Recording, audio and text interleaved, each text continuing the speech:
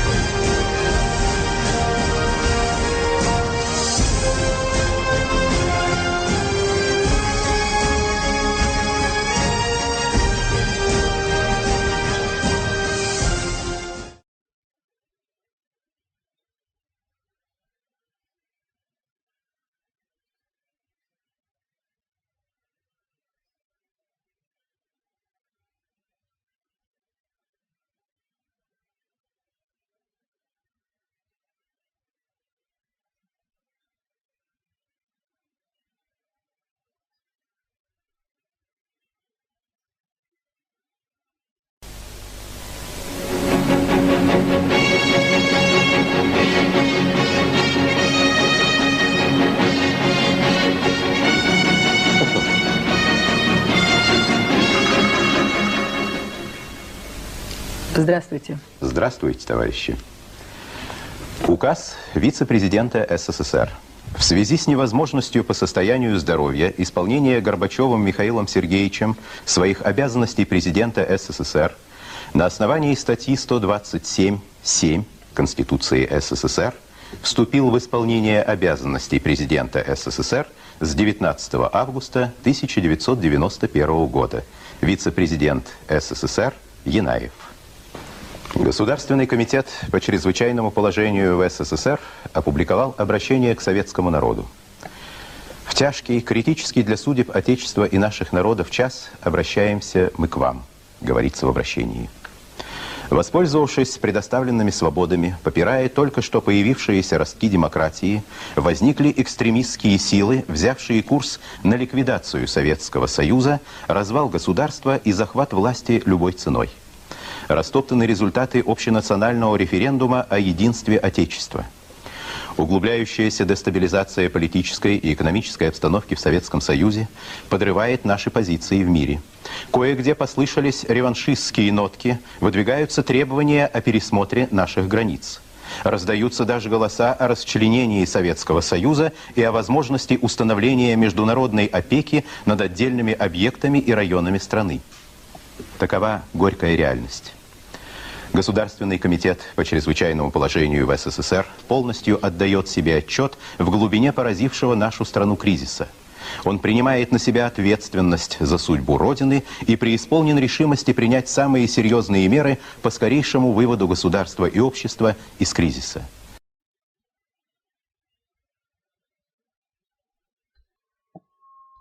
Ошентип 1991 жылы 15 республикадан турган расмий СССР өлкөсү жок болот.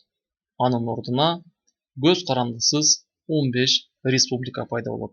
Жана ошол республикалардын арасында жаңы регионалдык уюм түзүлөт.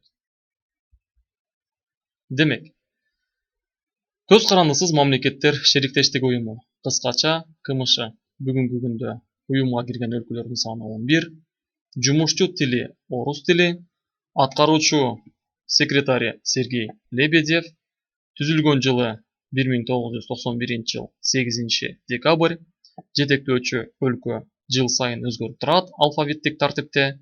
2020 жылы Өзбекстан, жалпы уюмга мүчө өлкөлөрдүн калкынын жалпы саны 290 миллиондон ашык. Бүгүнкү күндө уюмдун расмий сайты бар жана расмий символикалары бар. Бул желеги жана эмблемасы. Урматтуу окуучулар, бүгүнкү биздин сабагыбызда бир нече кызыктуу суроолор берилмекчи үй тапшырма катары. Анда эмесе алардын биринчиси. Кыргызстан КМШ уюмуна акыркы жолу кайсыл жылы жетектөөчү өлкө наамында болгон? Анда эмесе албетте уюмду түзгөндө сөзсүз түрдө кандайдыр бир максатты көздөшөт. Ушул КМШ уюмун түзгөндөгү уюмдун максаттары кандай болгон? Демек, уюмга мүчө өлкөлөрдүн биргелешкен ишмердигине төмөнкү сфералар кирет. Биринчи, адам укуктарынын корголушу. Тышкы саясатты координациялоо. Жалпы бажы жана экономикалык саясат түзүү жана анын өнүктүрүү. Транспорт жана байланыш системаларын өнүктүрүү. Ден соолукту жана айылына чөйрөнү коргоо. Социалдык жана миграциялык саясат жүргүзүү. Уюшкан кылмыштуулук менен күрөш.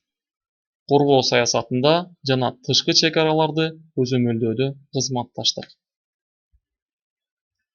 Анда КМШ уюмунун түзүлүш тарыхына кыскача кайрылып кетели.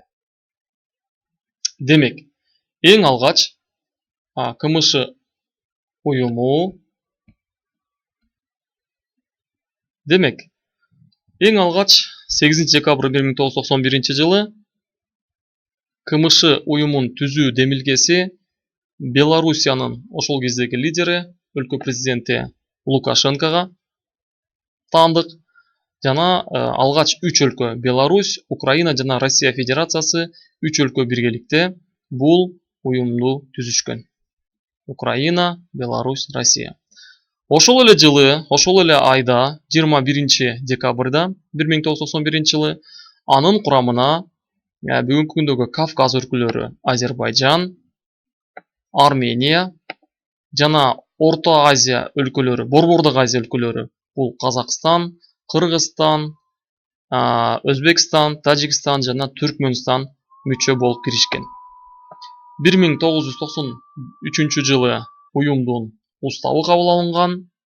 1993 жылы 3 декабрда Грузия акыркылардан болуп бул уюмга мүчө болуп кирген. Ошондой эле 2008 жылы бул уюмга мүчөлүккө кирүүгө өзүнүн ыктыярдуулугун Афганистан көрсөткөн. Бирок ошол 2008 жылдын август айында 12-синде уюмдан Грузия мамлекети мүчөлүктөн чыгып кеткен.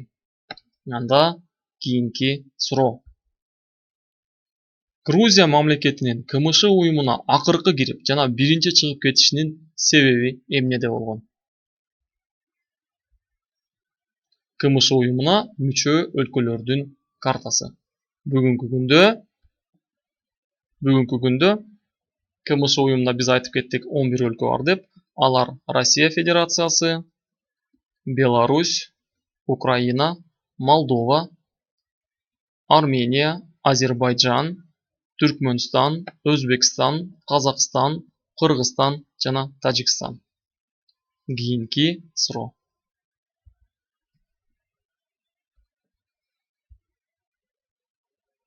Кайсыл мурунку СССР өлкөлөрү КМШ уюмуна мүчө болушкан эмес жана эмне себептен? КМШ уюмунун жетектөөчү органдары. Демек, КМШ уюмунун мүчөлөрүнүн мамилелери координациялоочу институттар аркылуу ишке ашырылат. Тагыраак айтканда, жетектөө кандайча жүргүзүлөт? Биринчи, мамлекет башчыларынын кеңеши. Жыл сайын КМШ уюмуна мүчө болгон өлкөлөрдүн башчылары чогулуп, уюмга тиешелүү болгон, уюмга мүчө өлкөлөргө тиешелүү болгон маселелерди карап чыгышат. Андан кийин өкмөт башчыларынын кеңеши болот. Өкмөт башчылары, өлкө башчылары, мамлекет башчылары кабыл алган чечимдерди талкуулап, аларды ишке ашыруунун үстүндө иш жүргүзүшөт. Андан тышкары мыйзам чегинде иш жүргүзүшчү парламентаралык ассамблея бар жана алардын баардыгы бүткөндөн кийин акыркы ишти аткаруу комитети аткарат. Ал эми аткаруу иштери бүгүнкү күндө КМШ уюмунун аткаруу комитеттеринин имараты Минск шаарында жайгашкан, ушул имаратта өткөрүлөт. Суроо. Эмне себептен КМШ уюмунун аткаруу комитетинин имараты Беларусь өлкөсүндө орун алып калган? КМШ өлкө башчыларынын чогулушу ушундай форматта өтөт. Сабагыбызды жыйынтыктайлы. Ошентип, окуучулар, бүгүнкү биздин сабагыбызда КМШ уюмуна кыскача мүнөздөмө бердик. Уюмдун түзүлүш тарыхы, уюмга мүчө өлкөлөр жөнүндө, жалпы саны жөнүндө биз бүгүнкү күндө карап чыктык. Анда эмесе сабагыбызды жыйынтыктап, бир канча суроолорго токтололу. Анда эмесе биринчи суроо. КМШ уюмун эң алгач түзгөн мамлекеттер кайсылар?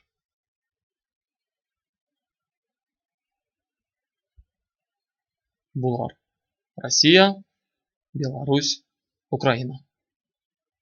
Экинчи суроо. КМШ уюмуна мүчө өлкөлөрдүн саны канча?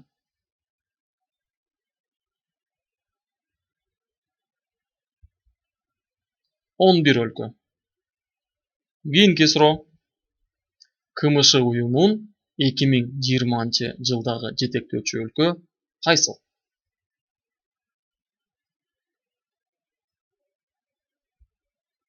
Бул Өзбекстан. Жана жыйынтыктоочу суроо.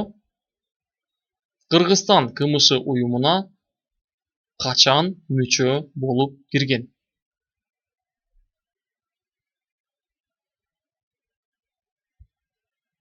21 декабрь 1991 жыл.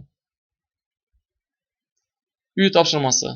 Урматтуу окуучулар, анда эмесе бүгүнкү сабак боюнча берилген үй тапшырмабыз. Биринчи, өтүлгөн теманы дептериңерге конспектилөө, интернет булактарына жана башка булактарга таянып, сабакта берилген суроолорго жооп жазуу жана КМШ өлкөлөрүнүн визиттик карточка таблицасын толтуруу. Таблицанын шаблону үлгүсү төмөнкү жерде. Ушул жерден эсиңерге салып кетейин. Башкаруу формасы, административдик аймактык түзүлүш же болбосо бөлүнүү формасын, географиялык абалы деген жерлерге бирден тамга менен гана белгилейбиз. Эсиңерге салуу үчүн атайын мен силерге кошумча жазуу калтырып кеттим. Демек, биринчи R тамгасы менен белгилейбиз эгерде өлкөнүн башкаруу формасы республика болгон болсо, M тамгасы менен белгилейбиз эгерде өлкөнүн башкаруу формасы монархия болсо. Ал эми административдик аймактык бөлүнүш формасында U тамгасы менен белгилейбиз эгерде өлкө аймактык түзүлүш формасы боюнча унитардык болгон болсо, F тамгасы менен белгилейбиз эгерде өлкө федерация болгон болсо. Ал эми географиялык абалында эгерде өлкө деңиз жээгинде жайгашкан болсо, D тамгасы менен белгилейбиз. Эгерде өлкө континенталдык же болбосо толугу менен кургактык менен курчалган өлкө болгон болсо, К тамгасы менен белгилейбиз. Эгерде өлкө жарым аралда жайгашкан болсо, ЖА жарым аралдык деп белгилейбиз. Ал эми өлкө толугу менен бир арал же бир нече аралды камтыган болсо, анда аралдык деп белгилейбиз. Көңүл бурганыңыздарга рахмат. Кийинки сабакка чейин көрүшкөнчө жакшы туруңуздар.